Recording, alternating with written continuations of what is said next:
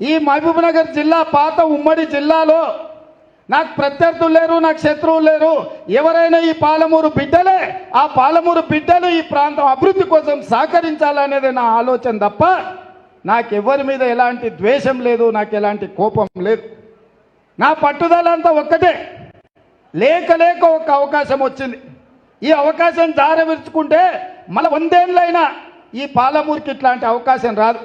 75 ఏళ్ల కింద మొట్టమొదటి హైదరాబాద్ రాష్ట్రానికి బూర్గుల రామకృష్ణారావు గారు ముఖ్యమంత్రి అయితే మళ్ళా 70 ఏళ్ల తర్వాత ఇవాళ మన పాలమూరుకు ఒక అవకాశం వచ్చింది. ఆనాడు పూర్తి స్థాయిలో అభివృద్ధి జరగలేదు కాబట్టి 70 ఏళ్ళు మనం ఎదురు చూడాల్సి వచ్చింది, కండ్లలో ఒత్తులు పెట్టుకొని చూడాల్సి వచ్చింది.